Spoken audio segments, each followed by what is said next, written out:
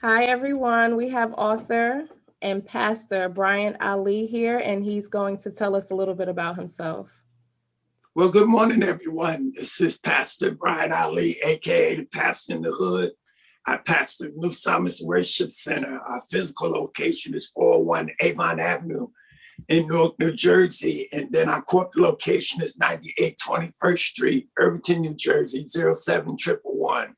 And I'm just excited to be here, excited to be before you. I am a pastor, I'm an author, I'm an activist. I'm a board member, you name it, I'm it. A husband, a father, a grandfather, great grandfather, your brother, just down the line. If you can check off on a survey, I guarantee you at 62 years old, I'll make up about 62 columns on that survey. And just glad to be alive and be before you. Yes, absolutely. Well, thank you for joining me. It's my pleasure. Thank you for inviting me. You're welcome. Now, you decided to write a book. Tell us about your book. Well, I decided to write a book. My life has not always been pastoral, if I can put it that way. And I wrote it in respect for my children. I wanted them to hear my side of the story, regardless of what they had heard over the years. I realized it was a book of, how can I put it, a book of cleansing for me and also introspect and information for them. And I wrote it, and that way they could read it for themselves. And then number two, for brothers who were in the same position as I am as failed fathers, would let them know that it's okay to try to go back and not make everything right, but at least to make amends or at least to make an effort to let your children know that they are worth it. Okay.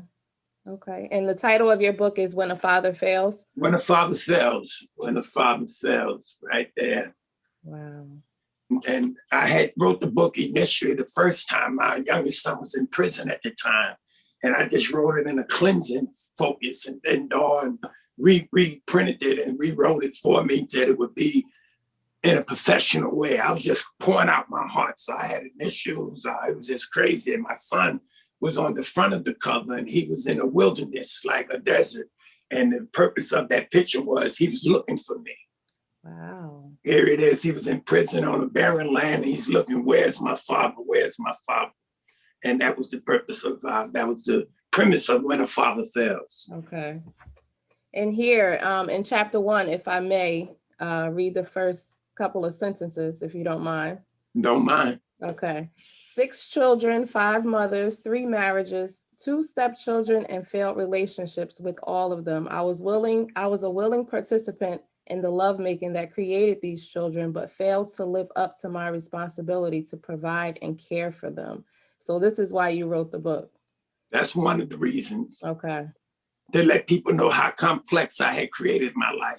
Okay. The complexities of my life and the purpose of writing the book instead of trying to go to 5 different households and relive the pain. Yes. For the mother who would be reliving the pain and for the children reliving the pain. If I put it in book form, they could have healed from it and learned from it. And then my children and I all have relationships now. Okay. So we're tighter now than we ever have been. So it's a good thing. And my son, my oldest son, he went back to his mother. I never forget her conversation with me. I had went to Georgia for a class reunion, and they live in Georgia. And he got my first book. And he went to her and told her, say, he had a rough life. I feel bad for him. And it upset her to no end that he thought he would feel bad for me. Okay. Based on what he said. He understood my inactivity then because he was looking at his own situation and now he had children. And I remember when I first met him, his remark to me was, I don't see how any man can leave his sons. And I shared with him, keep on living. I pray that you don't have to leave your sons, but stuff happened. So when him and his son's mother broke up, he kind of got some insight. So then when he read the book, he could identify with it. Wow. And how many books have you wrote? Wrote 2. 2. Okay. Two. One is When a Father Fails, and the other one is Trapped and Looking for an Exit. And then my communication between my son and I, my youngest son, my late son, when he was in prison. And he was writing some of his prison thoughts, and I gave a pastoral fatherly response to it. Okay. Now, do you think this book has brought you and all of your children closer? except one. One is still estranged. She just forgave me the end of last year, but she only forgave me halfway because she didn't give me a return address to Okay. give me an opportunity to respond, and I understand her pain. Okay. So you're still working on it. Still working on her, my baby girl. And tell everyone where they can purchase this book. Oh, it's on Amazon, Barnes and Noble, all the local outlets. You can find it. And you are published by Indeed Books Corp, right? Dawn hooked the brother up, brother from the hood, so brother speak hood. And Dawn made the English correct and everything for me because I know proper English, but I don't practice proper English. And what she did was very professionally, took her time with me, gave me ideas. And I've been knowing Dawn most of her life. So it was an opportunity to give back to the community and get back to a young sister that's striving to do something.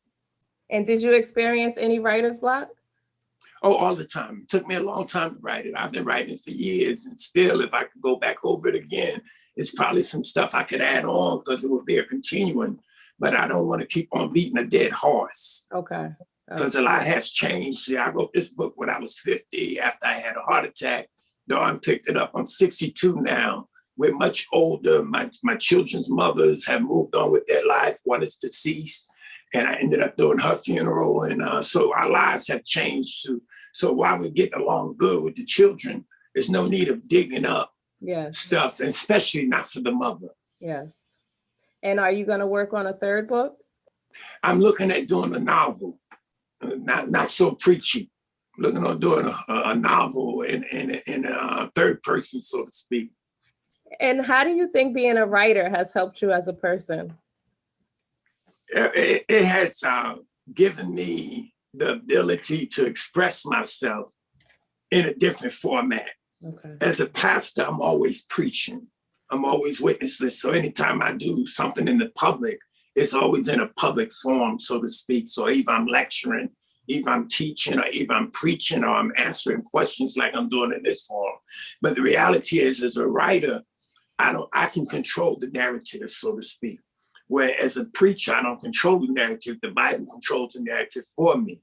So as a preacher, I want people to know we're human too. Many times people put us on a high pedestal and give us too much power that we don't deserve and that's not really ours. And then when we fail or when we mess up or when our humanity shows up, they become discontented with God first and then with us. So I'm showing people that you can be a public figure and still be a private failure. Yes. Being a public figure doesn't make you a private success. And you can have people know you and shine your name in the public and people, parishioners that love you to life, and then your kids can't stand you. So we have a passage of scripture that say, I'm paraphrasing, how can you care for the church and you can't care for your home, so to speak?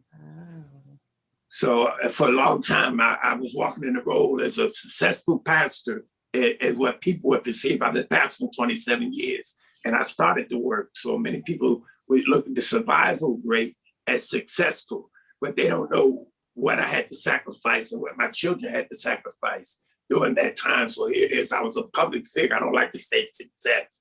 I was a public figure, but I was a grossly private failure.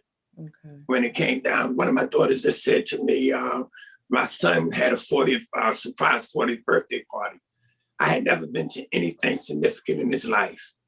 I went to Georgia during the pandemic to surprise him for his 40th birthday. And one of my daughters said to me, let's get one thing straight. Tell all those folk that think that you are their father, that when your real children come along, don't ask us, are you sure he's your father?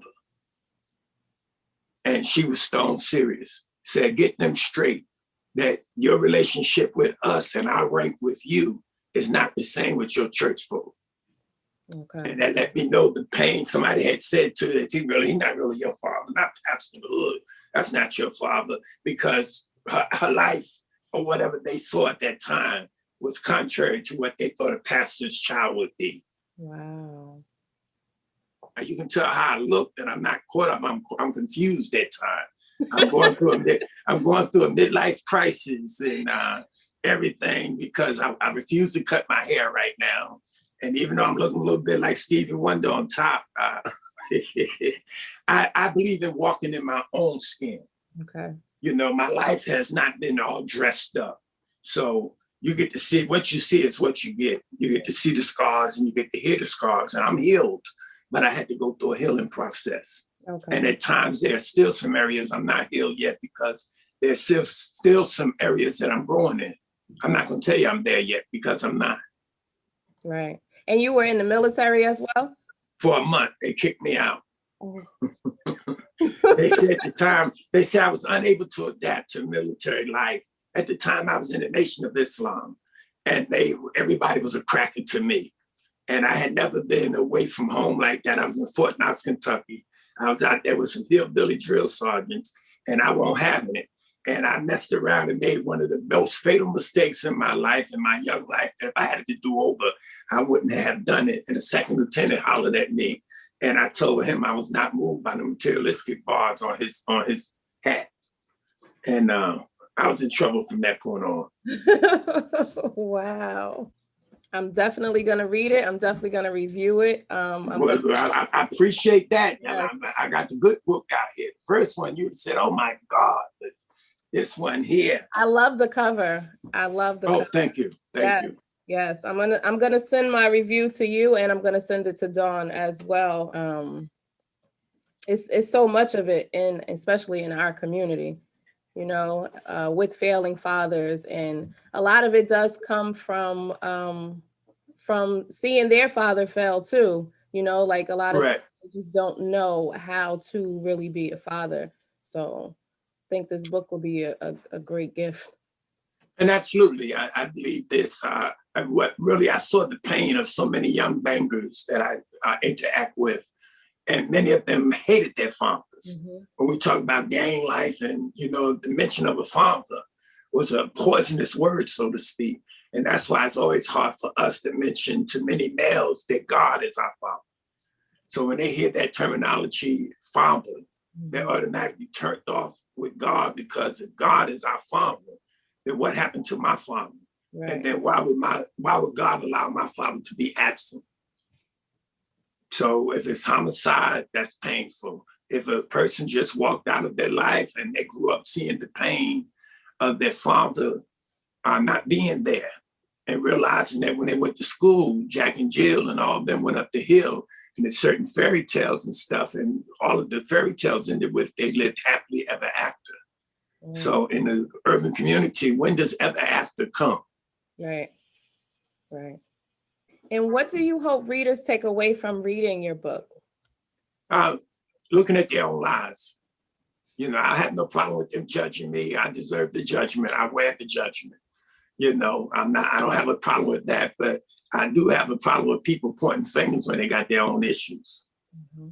So hopefully it can heal. It's meant to heal. It's meant to show that it's never too late to try. I'm just excited to be on. I'm just excited to be on. Somebody want to read what a brother wrote. I'm excited. 130, 120 some pages. It's a quick read. And I believe that I'm a man who comes to books, but I'm hooked on those that are quick reads. Okay.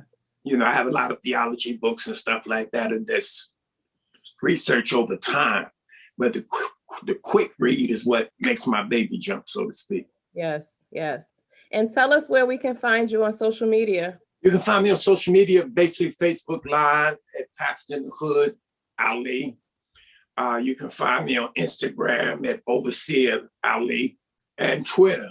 You can find me as BR Ali, Overseer Ali, or Pastor Ali. If you just punch that in, it'll get you right to my Twitter account, but I mostly respond to Facebook. Okay. Facebook and Instagram, Overseer Ali. I'm on IGTV every Sunday. I'm on Facebook Live at the handles every Sunday. And my email address is pastorali@aol.com and pastorinthehood@gmail.com. So I have the more mature crowd on pastorali@aol.com. Then I got Ray and Shay at pastorinthehood@gmail.com. So. Well, thank you so much for joining me. And thank you for having me. I had a great time. All right. So you be blessed. Have a great one. Thank you You so too. much for the opportunity. And once again, thank y'all. And I pray that you will go to Amazon and pick it up. It's on ebook. Cost you a little bit of change, and you get it right on your iPad and everything. You can be reading right now. Right now. All right, everyone. That was Pastor Bryant Ali telling us about his books. Make sure you go out and purchase a copy. It is on Amazon. And don't forget to like and subscribe to our videos below.